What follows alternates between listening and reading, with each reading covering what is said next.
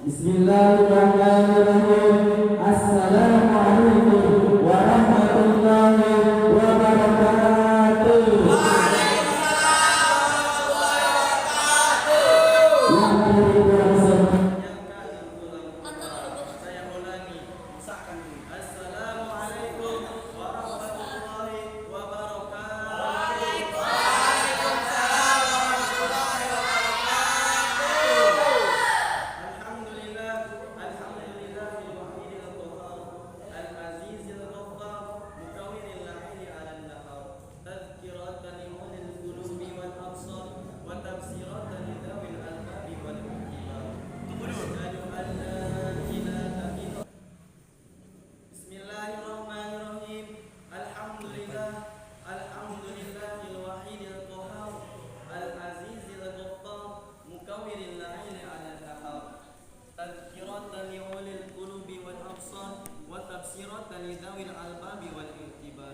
Asyhadu an la ilaha illallah wa asyhadu anna Muhammadan abduhu wa rasuluh.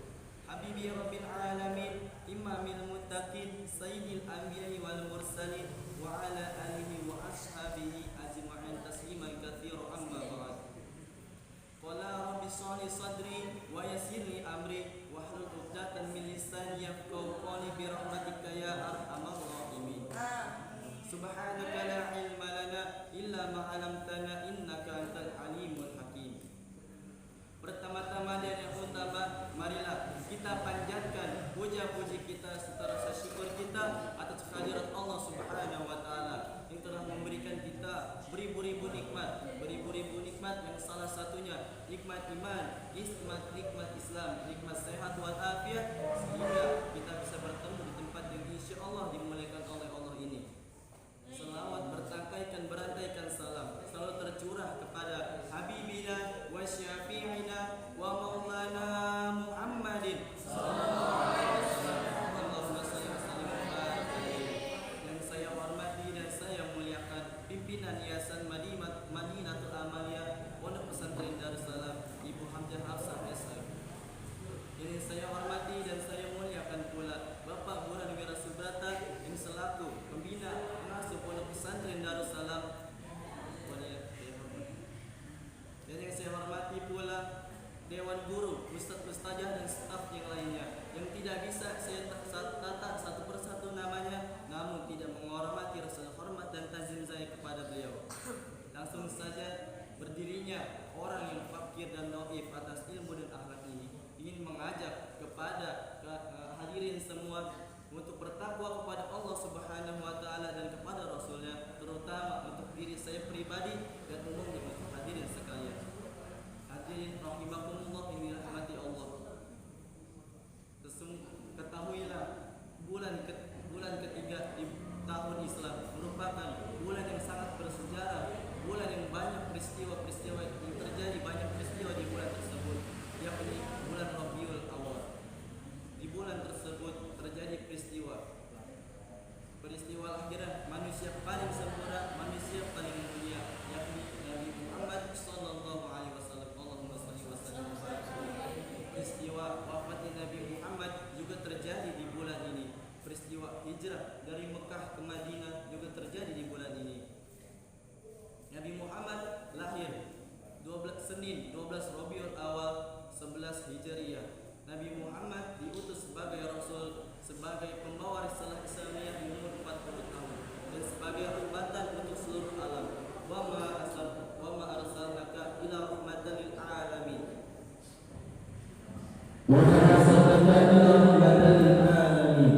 Nabi Muhammad merupakan Nabi pilihan, Nabi yang disifati oleh sifat-sifat kebaikan, Nabi yang diutus oleh Allah kepada umat akhir zaman untuk menjalani jalan yang terang benderang. Telah ada di dalam diri Rasulullah ciri-ciri kebaikan yang patut kita ikuti. Laqad kana lahum fi Rasulillahi uswatun hasanah. Telah ada dalam diri Rasulullah suatu kebaikan yang patut kita ikuti. Senin 12 Rabiul Awal, Allah memerintahkan kepada malaikat Jibril, ya Jibril, turunlah ke bumi dengan catatan kau tanya dulu, apakah sudah mau ia ingin bertemu dengan pencipta ini Allah Subhanahu wa taala? Apakah sudah ingin berhadap dengan Allah Subhanahu wa taala? Dan sertailah 3 malaikat kepadamu, Mikail, Israfil, Izrail. Keempat malaikat tersebut turun ke bumi. Sesampainya di langit ke-6 mereka masih bersama, di langit ke-3, kedua mereka masih bersama. Namun di langit yang pertama Jibril berhenti. Malaikat yang lain bertanya, ya Jibril, ada apa kamu berhenti? Jibril menjawab, sesungguhnya aku tidak tega melihat Nabi Muhammad merasakan kesakitan yang satunya, rasa sakaratul maut. Malaikat yang lain bertanya, bukankah selama ini engkau yang bertemu dengan Nabi Muhammad? Bukankah selama ini engkau yang selalu menyampaikan wahyu kepadanya? Malaikat Jibril berkata, wallahi, sesungguhnya aku takut melihat itu. Ketika malaikat tersebut turun dan mendatangi rumah Nabi Muhammad dan mengetuk pintu rumah Nabi Muhammad, Assalamualaikum ya Rasulullah. Dan terdapat Siti Fatimah yang membukakan pintu. Namun tidak terdapat siapapun, tidak terdapat orang. Nabi Muhammad berkata, sudah ada di sampingku. Lalu malaikat tersebut berbicara kepada Rasulullah SAW, ya Rasulullah, sesungguhnya kami diutus oleh Allah untuk membawa ruhmu, untuk mencabut ruhmu, untuk menghadap kepada Allah Subhanahu wa taala. Apakah kamu sudah siap? Apakah kamu ingin bertemu dengan Tuhanmu? Rasulullah SAW menjawab, sesungguhnya aku milik Allah dan akan kembali kepada Allah. Sebelum aku ingin pergi kepada Tuhanku, banyak perkara yang harus aku tanyakan terlebih dahulu. Sebelum itu, di mana Jibril? Di mana kalian? Di mana kekasihku? Banyak perkara yang harus aku tanyakan kepada Jibril. Malaikat yang lain menjawab, malaikat Jibril menunggu ya Rasulullah di langit pertama. Jibril mendengar namanya dipanggil, lalu Jibril datang kepada Rasulullah SAW dan berkata, Assalamualaikum ya Rasulullah. Lalu Nabi Muhammad menjawab, Assalamualaikum ya Jibril. Malaikat Nabi Muhammad bertanya, Nabi Muhammad bertanya kepada malaikat Jibril, ya Jibril, jikalau hari ini, detik ini, waktu ini aku harus menghadap kepada Allah, maka sampaikanlah berita-berita yang bagus, berita yang didengar dan menyenangkan hatiku. Malaikat Jibril mengatakan kepada Nabi Muhammad, ya Muhammad, sesungguhnya para malaikat, beribu-ribu malaikat antri menunggumu. Alhamdulillah. Apalagi Jibril, ya Muhammad, sesungguhnya 24 nabi dan rasul haram masuk surga sebelum engkau masuk surga ya Muhammad. Alhamdulillah. Apalagi Jibril, ya Muhammad, sesungguhnya Allah telah menghapus segala dosamu, menghapus segala kesalahanmu. Alhamdulillah. Apalagi ya Jibril. Jibril terdiam. Nabi Muhammad berkata, ya Jibril, itu kan untuk aku, itu untuk diriku. Lalu bagaimana dengan umatku? Lalu bagaimana dengan umatku? Jikalau aku tidak ada di sisinya, jikalau aku tidak ada di tengah-tengah mereka. Malaikat Jibril terdiam, menanyakan pertanyaan tersebut kepada Allah Subhanahu wa taala. Lalu kembali kepada Nabi Muhammad, ya Muhammad, aku mendapat berita dari Allah Subhanahu wa taala. Sesungguhnya jikalau kau tidak ada di sisi umatmu, jikalau kau tidak ada di samping umatmu, jikalau umatmu berpegang teguh kepada Al-Quran dan Sunnah, niscaya umatmu akan selamat dunia dan akhirat. Sallallahu alaihi Nabi Muhammad Allahumma salli wa sallim wa barik alaihi. Di detik-detik kecil, di detik-detik sakaratul maut Nabi masih mengingat umatnya, Nabi masih mengingat umatnya, Nabi tidak mengingat keluarganya, Nabi tidak mengingat istrinya, Nabi tidak mengingat Hasan Hussein, yang Nabi ingatlah umatnya, umatnya. Begitu besar kecintaan Nabi Muhammad kepada umatnya. Lalu apakah pantas kita mengaku sebagai umatnya? Apakah pantas kita mengaku sebagai umatnya jika kita tidak sering bersalawat dan tidak cinta kepada Nabi Muhammad SAW? Allahumma shalli wa sallim wa barik alaihi. Mendengar berita tersebut, Nabi Muhammad SAW sangat senang, sangat gembira. mempersilahkan kepada malaikat Jibril untuk mencabut nyawanya. Mundurlah malaikat Jibril, maju malaikat Israel. Malaikat Israel bertanya kepada Rasulullah, "Ya Rasulullah, sesungguhnya aku tidak tega, tidak sanggup, tidak kuat mencabut nyawa seperti ini semuanya ini." Nabi Muhammad menjawab, "Sesungguhnya jika itu sudah menjadi tugasmu, maka lakukanlah tugasmu." Nabi malaikat Israel mulai mencabut dari kaki, mulai merasakan kesakitan sampai dari paha, lutut, mulai merasakan sakitnya, mulai mengeluarkan keringat, mulai merasakan sakit yang sangat pedih. Lalu berkata kepada malaikat Jibril, "Mahada Jibril, mahada, hada sakratul maut ya Rasulullah, hada sakratul maut." Lalu bagaimana dengan umatku nanti yang hanya orang manusia biasa yang merasakan sakitnya sakratul maut? Lalu bagaimana dengan orang-orang yang banyak dosa nanti ketika dicabut rasanya sakratul maut? Ya Allah, timpakanlah rasa sakit sakratul maut tersebut kepada diriku ya Allah. Di detik-detik Nabi Muhammad masih sakratul maut, Nabi Muhammad masih mengingat umatnya, Nabi Muhammad masih mencintai umatnya.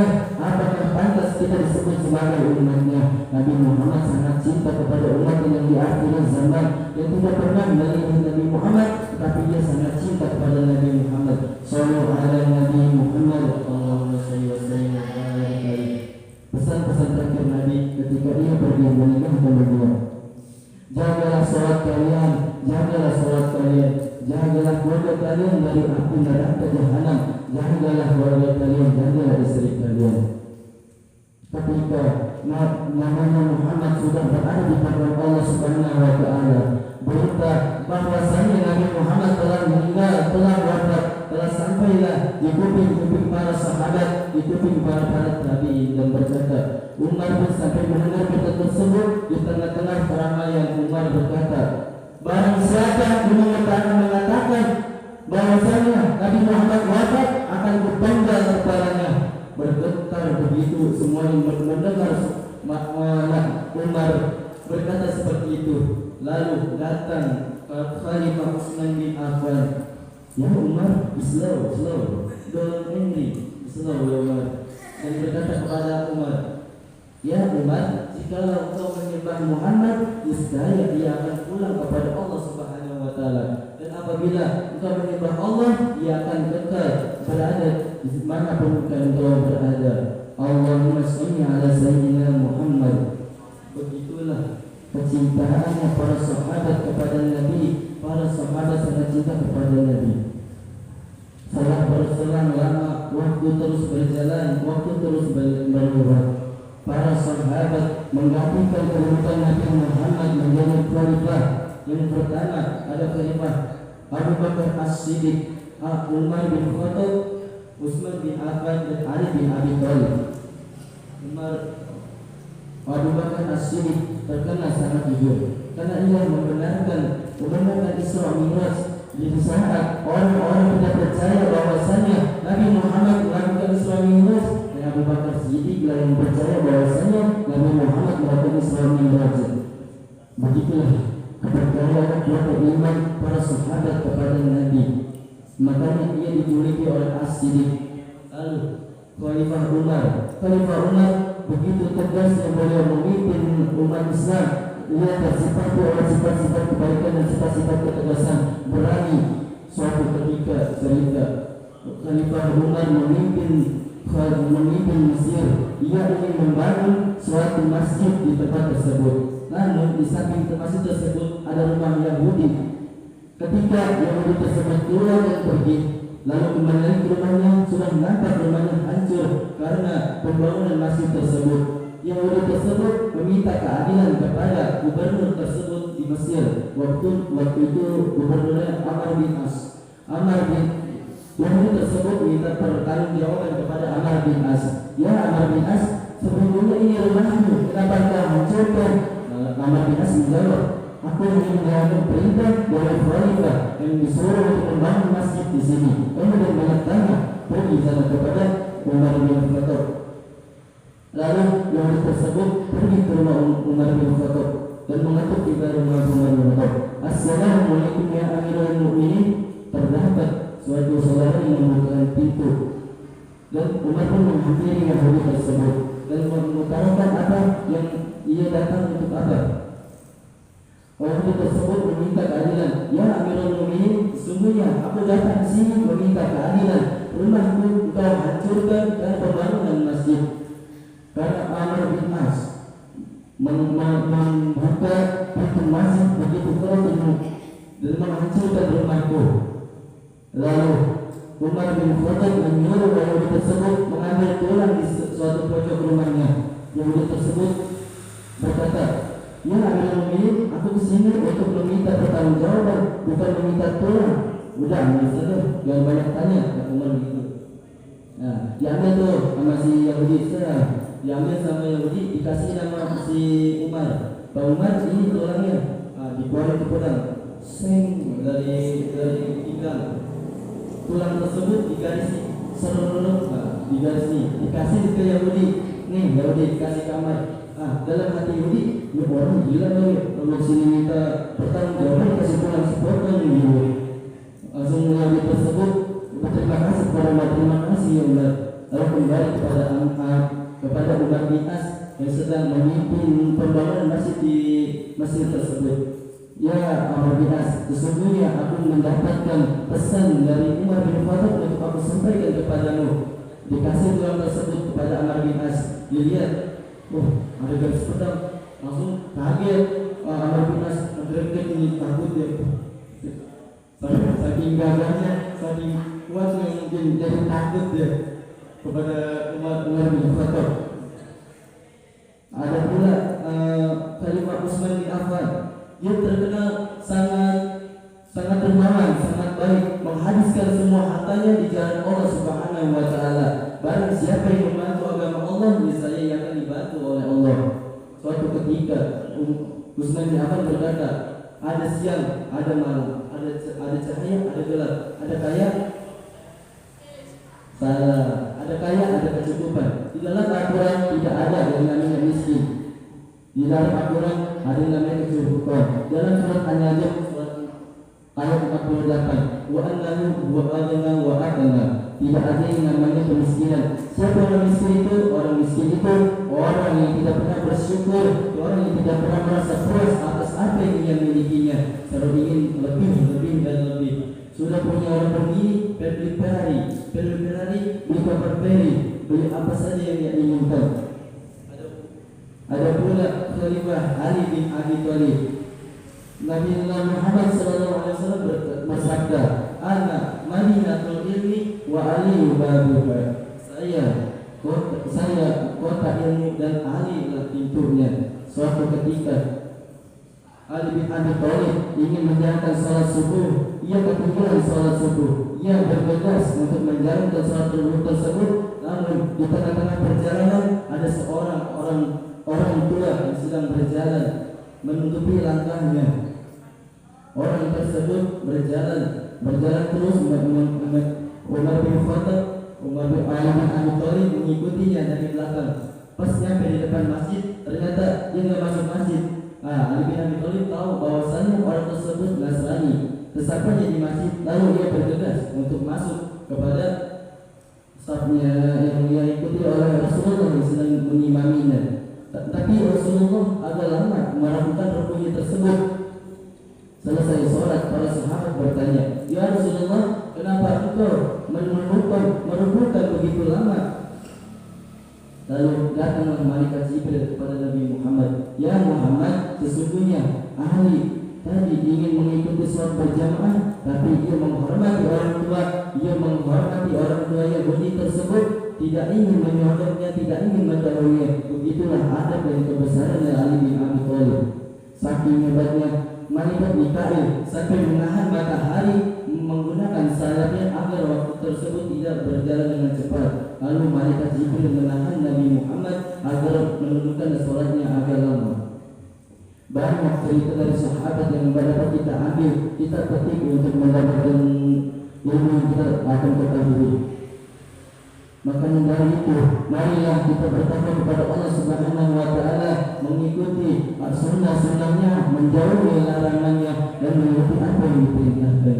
Mungkin itu saja yang bisa saya sampaikan. Kurang lebihnya mohon maaf jika ada salah kata, itu datangnya dari diri saya pribadi. Dan apabila ada kebenaran dan kata yang terkena di hati kalian, itu dari Allah Subhanahu wa taala. Unzur man qala wa la tanzur man qala. Ila liqa. Assalamu